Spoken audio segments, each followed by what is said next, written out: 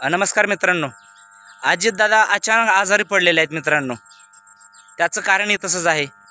आपल्या नेहमीच्या शैलीमध्ये अगदी गुंड प्रवृत्तीच्या एखाद्या व्यक्तीसारखं कोणाशीही बोलणं, अरे एक मिनिट थांब की रे, मी सांगतोय ते कळत नाही का, अशा प्रकारचं बोलणं अजितदादांना नडलेलं आहे मित्रांनो. प्रकार असा झालेला आहे की IPS अधिकाऱ्याशी ज्या प्रकारे वर्तन केलेलं आहे अजितदादांनी, तो प्रकार कुठंतरी त्यांना अंगलट आलेला दिसतोय आणि त्यामुळेच ते आजारी पडल्याची बातमी येत आहेत.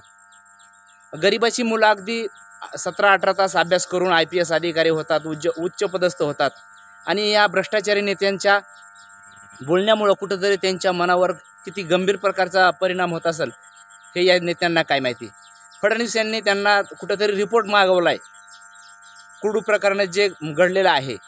आणि यावेळी मात्र रोहित पवार अगदी अजितदादांच्या मदतीला धावून आलेले आहेत.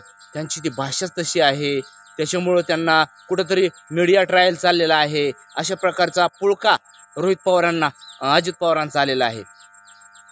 म्हणजे तुम्ही करणार ते अगदी म्हणजे सर्रासपणे करणार आणि त्याच्यावर कुठंतरी लोकांची प्रतिक्रिया आल्यानंतर तुम्ही त्यांना म्हणणार की नाही नाही नाही मीडिया ट्रायल आहे आणि लोकांवरती तेव्हा तुम्ही मीडिया ट्रायल करता. त्याचं काय मित्रांनो, हे कुठंतरी थांबलं पाहिजे.